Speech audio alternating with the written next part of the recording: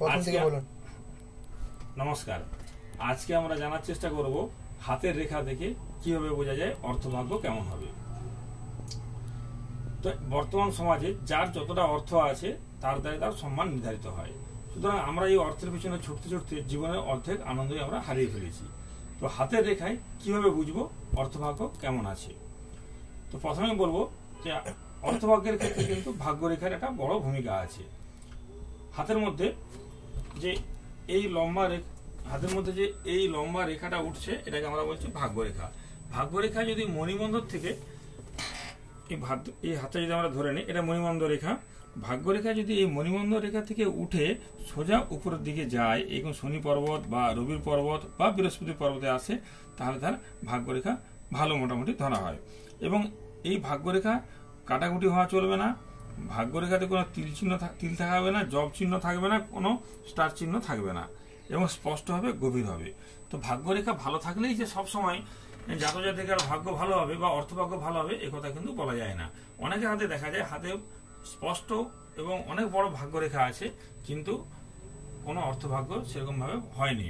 অর্থাৎ ভাগ্যরেখার সঙ্গে সঙ্গে উত্তম শিরোরেখা থাকতে হবে। এটা হচ্ছে শিরোরেখা। এই শিরোরেখাটা অতীত খুব ভালো থাকতে হবে এবং হৃদয় রেখাও ভালো থাকতে হবে। কারণ এই শিরোরেখার থেকে আমরা বিচার করি কার কতটা বুদ্ধি হবে। শিরোরেখার থেকে অনেক কিছু বিচার হয়, তার মধ্যে একটা কিন্তু বিচার করা হয় বুদ্ধিমত্তার জায়গা। সুতরাং এই ভাগ্যরেখা আমাদের তৈরি করে কর্মের পরিবেশটা অনুকূল তৈরি করে। ভাগ্যরেখা আমরা যে কোনো কাজে আমরা সাপোর্ট দেয় বা একটা অনুকূল পরিস্থিতি সৃষ্টি করে, সেটাকে এই কর্মরেখা সেটাকে বুদ্ধিমত্তা দ্বারা আমরা কাজে লাগাই। সুতরাং উত্তম শিরোরেখা হতে হবে, হৃদয়রেখা হতে হবে, ভাগ্যরেখা ভালো হতে হবে। তাহলে কিন্তু আমাদের কর্ম বা সার্বিক উন্নতি হবে, আর সার্বিক উন্নতি হলেই আমাদের অর্থভাগ্য ভালো হবে। আর এটা হচ্ছে যদি নরম হাতে ভাগ্যরেখা খুব বেশি ভালো ফল দেয় না, কিন্তু শক্ত হাতে ভাগ্যরেখা খুব বেশি ভালো ফল দেয়। এই ভাগ্যরেখাতে যদি কোনো স্টার চিহ্ন থাকে, এইভাবে যদি কোনো স্টার চিহ্ন থাকে, সেটা কিন্তু সেই ব্যক্তি বহুমুখী প্রতিভার অধিকারী হয় এবং বহুমুখী প্রতিভা থাকার জন্য কোনো কর্মেই সে সাফল্য লাভ করতে পারে না। এবং এক্ষেত্রেও যদি উত্তম শিরোরেখা এবং হৃদয়রেখা থাকে তাহলে কিন্তু তার কর্মোন্নতি হয়। কিন্তু এক্ষেত্রে বহুমুখী প্রতিভা থাকার জন্য কোনো একটা কাজে বিশেষ সম্মান লাভ করতে পারে না। ভাগ্যরেখা অনেক সময় এই চন্দ্রের কাছ থেকে ওপরে ওঠে। যদি চন্দ্রের কাছ থেকে ভাগ্যরেখা উপরে উঠে স্পষ্টভাবে ওঠে, উপরের দিকে যায়, তাহলে সেই ব্যক্তি কি হয়, অন্যের দ্বারা বা অন্য লোকের সাহায্য নিয়ে জীবনে অনেক উন্নতি করে। ভাগ্যরেখা যদি চন্দ্রের কাছ থেকে উঠে উপরের দিকে যায়, তাহলে সেই ব্যক্তি অন্য লোকের সাহায্য নিয়ে জীবনে অনেক উন্নতি করবে বা আর্থিক ভাগ্য তার ভালো হবে। আবার ভাগ্যরেখা যদি শুক্রের কাছ থেকে বেরিয়ে উপরের দিকে যায়, তাহলে কি হয়, সে বংশানুক্রমিক ভাবে বা কোনো পৈতৃক সম্পত্তি লাভের মাধ্যমে বা কোনো পৈতৃক ব্যবসায় বসে সে অর্থভাগ্য তার ভালো হয়। অর্থাৎ বংশানুক্রমিক ভাবে বা পিতৃপুরুষ থেকে প্রাপ্ত এই অর্থ দ্বারা সে তার অর্থভাগ্য ভালো হয়, যদি শুক্রের কাছ থেকে বেরিয়ে ভাগ্যরেখা উপরের দিকে যায়। এই ভাগ্যরেখা যদি এখান থেকে শুরু হয়ে এই হৃদয় রেখাতে যে শেষ হয়, এটা হৃদয় রেখা, এটা হচ্ছে আমাদের হৃদয় রেখা। ভাগ্যরেখা যদি মনোনয়ন থেকে শুরু হয়ে হৃদয় রেখাতে শেষ হয়, তাহলে কি হয়, অনেক কোনো উচ্চপদস্থ ব্যক্তি বা কোনো গুরুপ্রজন স্থানীয় ব্যক্তি,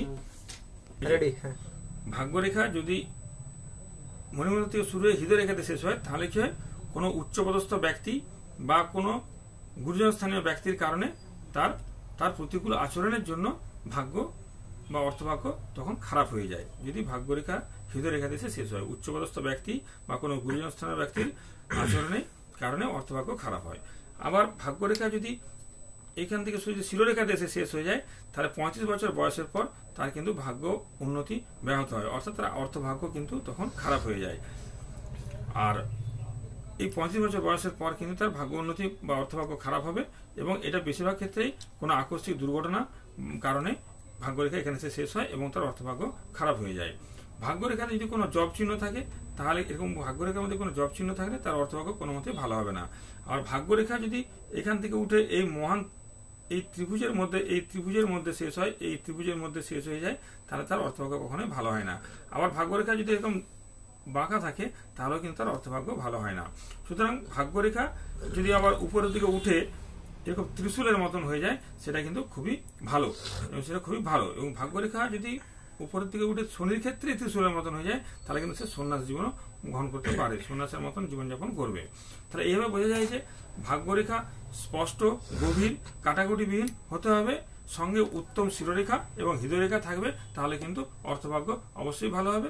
এবং এই ভাগ্যরেখা কিন্তু তখন আর্থিক পরিস্থিতি বা ইনকামের জন্য অনুকূল পরিস্থিতি তৈরি করবে। এবং সেই সঙ্গে যদি সৎ কর্ম এবং উত্তম বুদ্ধি কাজে লাগিয়ে জাতক বা জাতিকা ভাগ্যোন্নতি করে থাকে বা অর্থভাগ্য ভালো করে থাকে। তো অর্থভাগ্য ভালো হওয়ার ক্ষেত্রে ভাগ্যরেখার দ্বারা বড়ই ভূমিকা আছে। এবং এর সঙ্গে দেখা যায় হাতের রং যদি লাল হয় আরো ভালো, বা এই রবি রেখা থাকলে আরো ভালো অর্থভাগ্য হয়। নমস্কার।